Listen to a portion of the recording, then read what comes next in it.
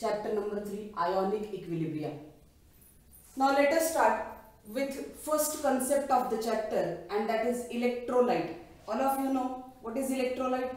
The substances which give rise to ions when dissolved in water. Whenever the substances when dissolved in water, they give rise to ions. There is formation of ion whenever they are dissolved in water. Those substances are known as an electrolyte. Similarly, we can define non-electrolytes. Here it is not written. So, how we can define non-electrolytes? These are the substances which when dissolved in water, they don't have tendency to dissociate in water. That means those substances, they never dissolve in water, they never dissociate in water. Actually, the molecules of these substances remains as it is in the solution. Those substances are known as non-electrolytes. So, non-electrolytes are the substances which do not dissociate, which do not have tendency to dissociate in water. That means molecules remains as it is. Now next is types of electrolytes. Basically, electrolytes are of two types. First one is strong electrolytes and second one is weak electrolytes. Now how we can define strong electrolyte? The word strong itself says that these are the electrolytes which ionizing completely or almost completely. The electrolytes ionizing completely or almost completely. That means how many number of molecules of these substances we are taking for dissolution in the proper medium. At that time, all the molecules, they get dissociate, they get dissolved in that particular medium, aqueous medium, and then those electrolytes are known as strong electrolytes. Strong electrolytes are the substances which ionizes completely or almost completely. Very, very important concept. Now examples of strong electrolytes: strong acids, strong bases and salts. These are the examples of strong electrolytes. Second one type of electrolyte is weak electrolytes. Now the word weak itself indicates weak. That means the electrolytes which dissociate to a smaller extent. Now what is meaning of dissociation to a smaller extent? That means how many number of molecules you are taking for dissociation. Out of them very few molecules are going to dissociate. Very few molecules are going to dissociate or dissolve. At that time, those electrolytes are known as weak electrolytes. So weak electrolytes, they dissociate to a smaller extent. So what is basic difference between strong electrolyte and weak electrolyte?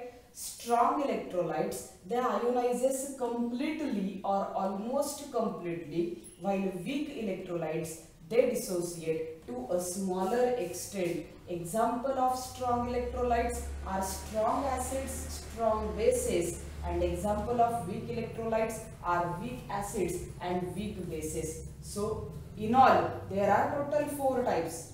Basic types of electrolytes: strong and weak. Strong electrolytes are acids, bases which are strong in nature, and weak electrolytes are again acids and bases which are weak in nature.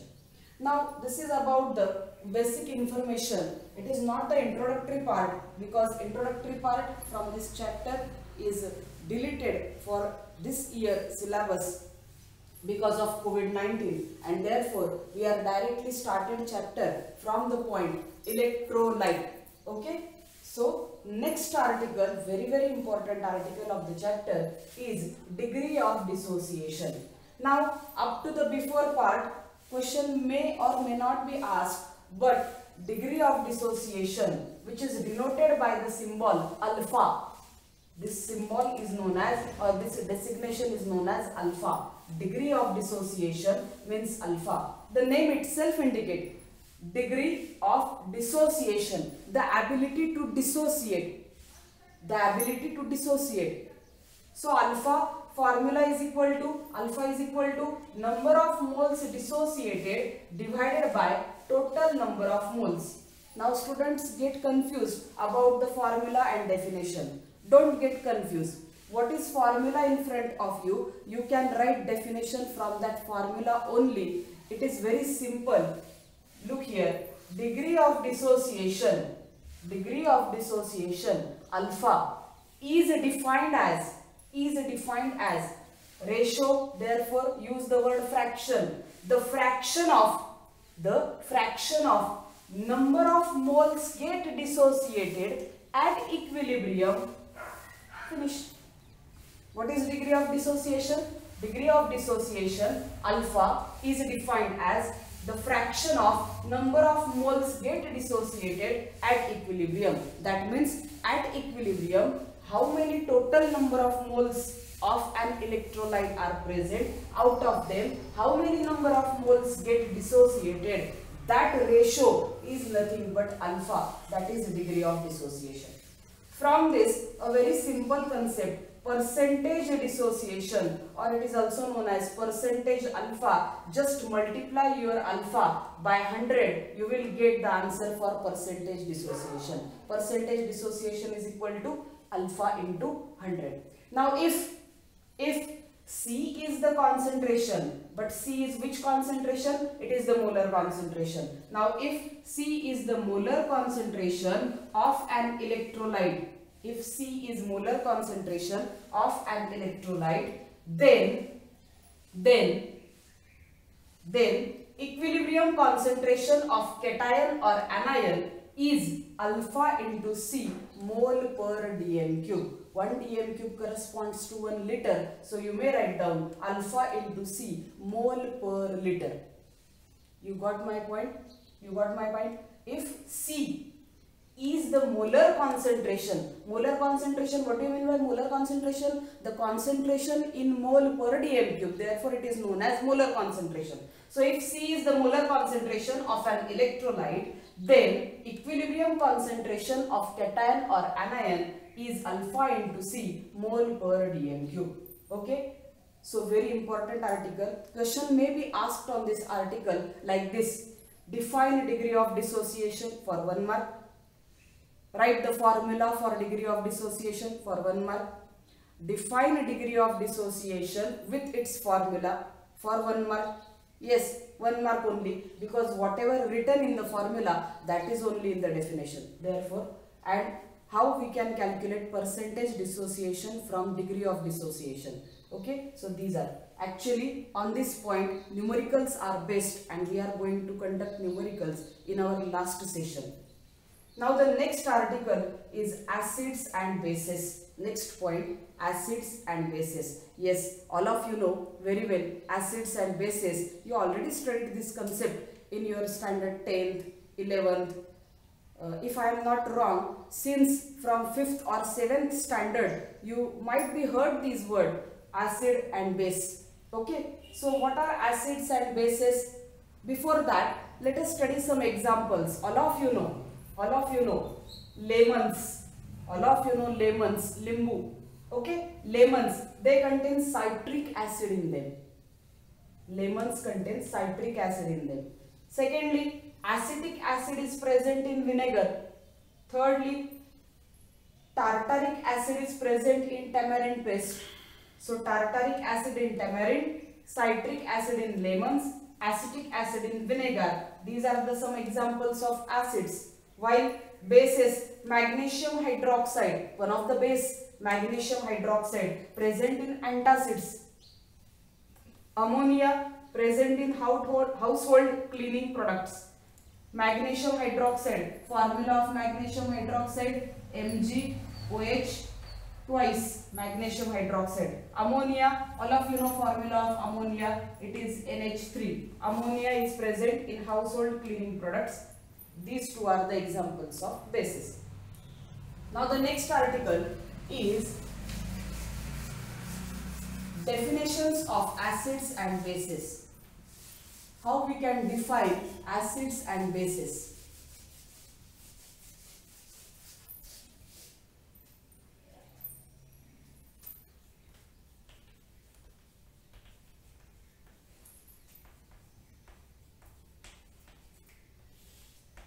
Now before studying definitions of acids and bases, some Classical definitions we have to study firstly. Classical definitions, what do you mean by classical definitions? Very old definitions, or at the starting of the century, whenever acids and bases were start to know, at that time they were classified as acids are the substances which are sour in taste, or which changes blue litmus paper to red litmus paper, or in which red litmus paper remains as red, or which neutralizes bases.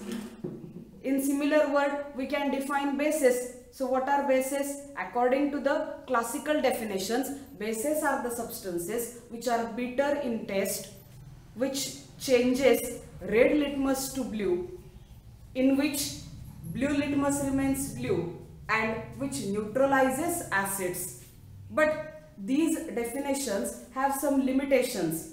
These definitions are from physical properties, and one cannot conclude if any substance is not sour in taste, then is it acid or not?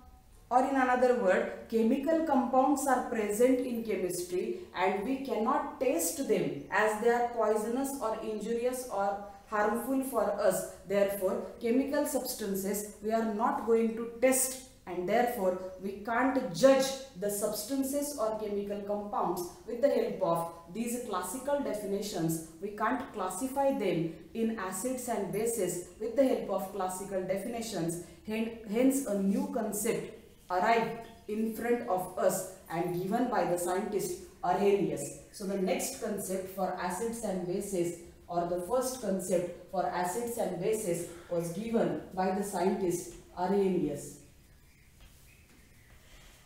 Arrhenius theory or Arrhenius concept for acids and bases. According to Arrhenius, what are acids? According to Arrhenius, acids are the substances. Acids are the substances which contain hydrogen atom and gives H plus ions in aqueous medium.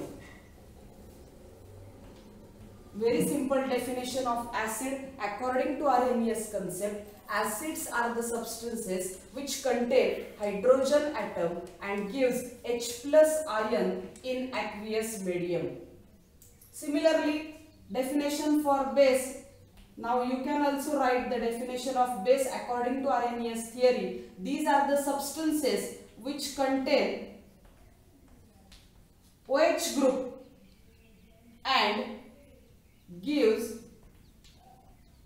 hydroxyl.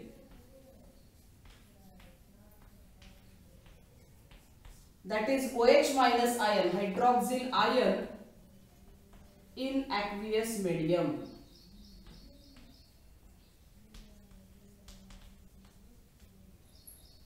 According to Arrhenius theory, acids are the substances which contain hydrogen atom and gives H plus ions in aqueous medium. And according to Arrhenius theory, base is a substance which contain OH group and gives OH minus, that is hydroxyl ion in aqueous medium. Now before studying examples, one most important concept I want to tell you. H plus ions are known as protons. H plus ions, they are known as protons, and according to Arrhenius, H plus ions exist in aqueous medium which are known as bare ions, which do not remain as H plus. They hydrated with second water molecule and forms hydronium ion. Remember this concept. H plus ions, whenever formed in aqueous medium, at that time those ions are known as bare ions, and they have tendency to react with another water molecule. They hydrated, not reacted, they hydrated with water molecule for the formation of hydronium ion, H3O plus. H plus ions, these are the protons known as bare ions, and H3O plus known as hydronium ion. Remember, H plus ions in aqueous medium, they hydrated with water molecule to form hydronium ion. H plus ions are bare ions and we can call them as protons. Now we can study example of acid. How we can write down example of an acid? Let us consider any acid. All of you know the different examples of acids. For example, HCl, hydrochloric acid, in the aqueous medium gives formation of H plus aqueous plus Cl minus aqueous. What is the definition of acid according to Arrhenius theory? The compound or the substance which contain hydrogen and gives H plus ions in the aqueous medium, they are the acids. Therefore, HCl is an acid according to Arrhenius theory. Now similarly, we can write down example for base. Let us consider example of base.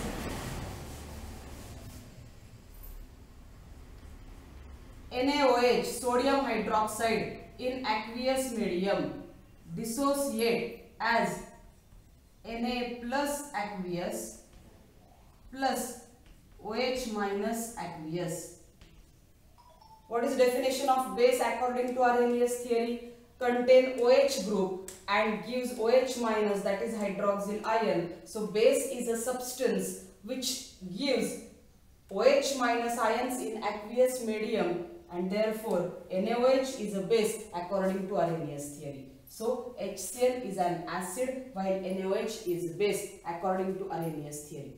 Now these are the strong acid and bases. Let us consider one more example of acid and base. Let us consider one more example of acid and base. Suppose CH3COOH in the aqueous medium gives formation of CH3COO minus aqueous plus H plus aqueous. Again, the substance which contain hydrogen atom and gives H plus ions in the aqueous medium are known as acids according to Arrhenius theory.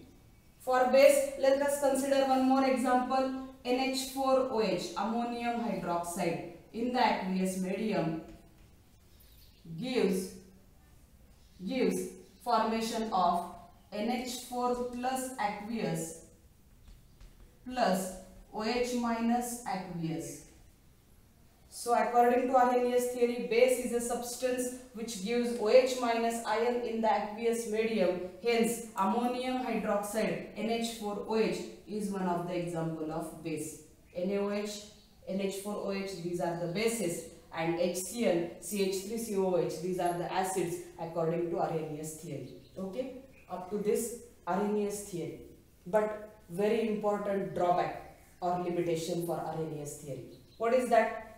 Very important. What is plus point is only the minus point of Arrhenius theory. Arrhenius theory is applicable in case of aqueous solutions. Arrhenius theory is applicable in case of aqueous solutions and is only the drawback or limitation for Arrhenius theory that we cannot find out the acidic or basic nature of those substances which do not have tendency to form aqueous solutions. The substances which do not have tendency to form aqueous solutions, those substances, their nature for acidic or basic, we are not going to conclude with the help of Arrhenius theory. Second point, there are certain substances which are acidic in nature but they do not contain hydrogen atom and hence they do not give H plus ions in aqueous medium. The acidic nature of those substances was not explained by Arrhenius theory. Third drawback or third limitation, the certain substances which do not contain hydroxyl group OH ion in the aqueous medium, they never give OH minus ion, hydroxyl ion in the aqueous medium, but Still, they are the strong bases, and the basic nature of these substances was not explained by Arrhenius theory. These are some drawbacks of Arrhenius theory. Hence, instead of using Arrhenius theory, the next scientist came in front of us, and the name of the scientist is Bronsted and Lowry. Two scientists combinedly work together and they give